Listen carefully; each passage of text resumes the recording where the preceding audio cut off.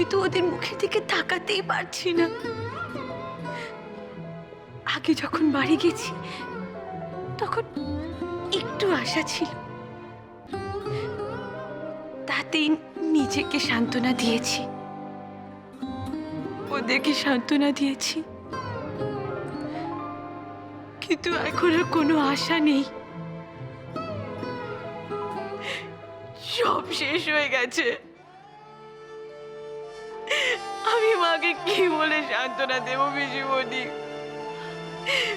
মৌরিকে বিধবার সাজে আমি আর দেখতে পারবো না, আমি আর দেখতে পারবো না। শোনো মা, শোনো শোনো শোনো, আমি জানি নিখিলের মতো ভাই হয় না।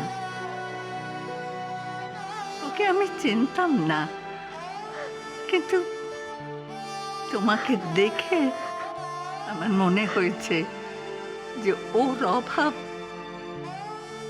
কোনোদিনও পূরণ হবে না। কিন্তু মাগো, ও যে চলে গেছে এটা তো মেনে নিতে হবে, এটাই তো জীবনের নিয়ম। কিন্তু পিসিমণি, নিখিল আমার ছোট ভাই, ওইটুকু বয়সে চলে যাবে, সেটা তো জীবনের নিয়ম না। বাবা মাকে ওর শ্রাদ্ধ করতে হবে, এটা তো জীবনের নিয়ম না পিসিমণি। কিন্তু মাগো, ভগবান কখন কাকে তুলে নেন কিছুই তো ঠিক থাকে না, মানুষকে চলে যেতে হয়। কিন্তু যারা থাকে তাদের সেটা মেনে নিতে হয়। তোমাকে এখন মাগো, তোমাকে এখন তোমার মা বাবার পাশে থাকতে হবে, মৌরির পাশে থাকতে হবে। মনটাকে শক্ত করো। যাও মা, যাও, তৈরি হয় না। শোনা মেয়ে, শোনা মেয়ে, যাও যাও, শোন।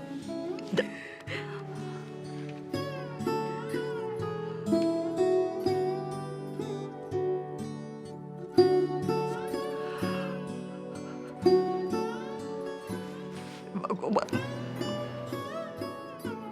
রক্ষা করো, তুমি রক্ষা করো।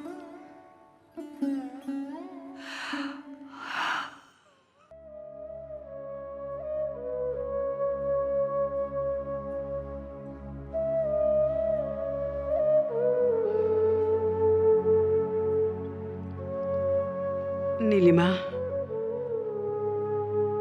আমি জানি তোমার দুঃখের সঙ্গে আর কারোর দুঃখর কোনো তুলনাই হয় না,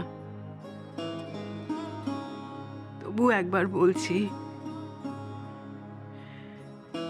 তোমার শোক থেকে, তোমার গ্রিফ থেকে একটু বেরিয়ে এসে দেখো তোমারই মতো আর একজন কতটা কষ্ট পাচ্ছে।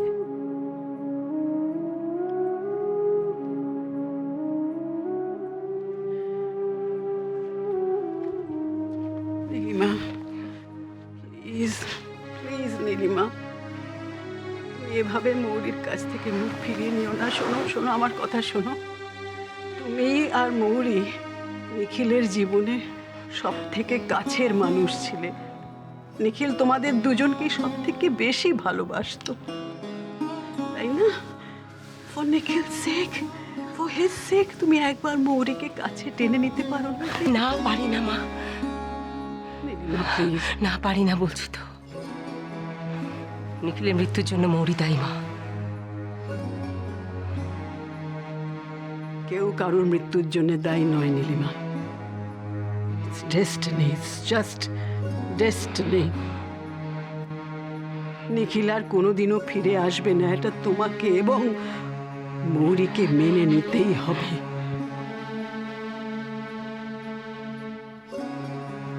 শোনো শোনো, আমার কথা শোনো নীলিমা। মৌরিকে ভালোবাসা কি এতটাই কঠিন বলো? ও তো তোমার কাছে এসেইছে, একবার হাত বাড়িয়ে ওকে কাছে টেনে নিয়ে দেখোই না। এমন তো না, এমন তো না যে তুমি কোনোদিন ওকে ভালোবাসোনি, কোনোদিন ওকে মেনে নিতে পারোনি। তার প্রতিদানে কি পেয়েছি মা, কি পেয়েছি? আমার ছেলেটাকে কেড়ে নিয়েছে। মা তুমি ওরই কথা আমাকে বলবে না, আমি ওকে আর মনে রাখতে চাই না, ব্যাস। কেন কেন নীলিমা, কেন? মৌরির সাথে কি তোমার শুধুই খারাপ স্মৃতি? হ্যাঁ, মৌরি আর নিখিল একে অপরকে এতটা ভালোবাসতো, কতটা ভালোবাসতো সেটা কি তুমি ভুলে গেছো? মৌরির ভালোবাসা কতটা সেলফলেস ছিল, কতটা নিঃস্বার্থ ছিল, সেটা তো আমাদের চেয়ে বেশি আর কেউ জানে না। শোনো, মৌরি কিন্তু নিখিলকে তোমার থেকে আলাদা করতে চায়নি কখনো। তা যদি হতো তাহলে তোমার মন পাওয়ার জন্য, নিখিলের যোগ্য হওয়ার জন্য, চৌধুরী পরিবারের উপযুক্ত হওয়ার জন্য এতটা লড়াই তো মৌরি করতো না নীলিমা। হ্যাঁ, যে ক্যারিয়ারের স্বপ্ন একটা মানুষ সারা জীবন ধরে দেখে, সেই ক্যারিয়ার এক কথায় স্যাক্রিফাইস করে দিল মৌরি নিখিলের জন্য। তবে নীলিমা, যে তোমার ছেলেকে এত ভালোবাসে, তোমার ছেলে যাকে এতটা ভালোবাসতো, তাকে তুমি এত সহজে দূরে সরিয়ে দিচ্ছ কি করে? সেই ভালোবাসা কি দিয়েছে মা? কি দিয়েছে বলো না, কি লাভ হয়েছে ভালোবাসা? কি পরিণতি! নিখিলি আর রইল না। নিজের শোককে কম করার জন্য নিরপরাধ কাউকে দায়ী করা কিন্তু ঠিক নয়।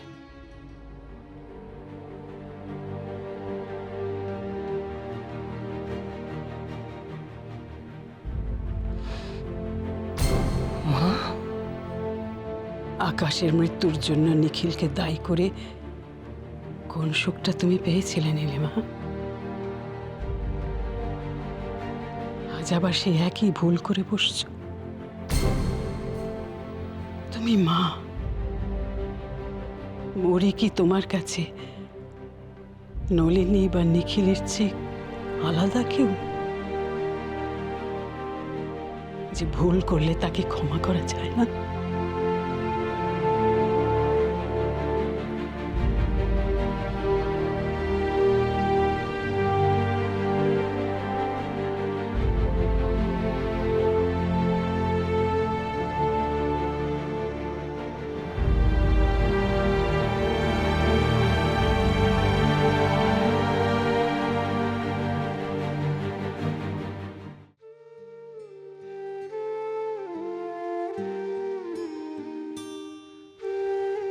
মৌরি,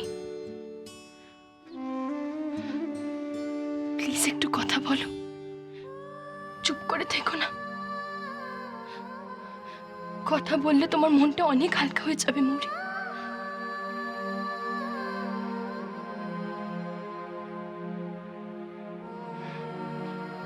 আচ্ছা ঠিক আছে, আমি কথা বলছি, তুমি শোনো। আমি বলছি, কেউটে লেটেস্ট কথা তো তোমায় বলাই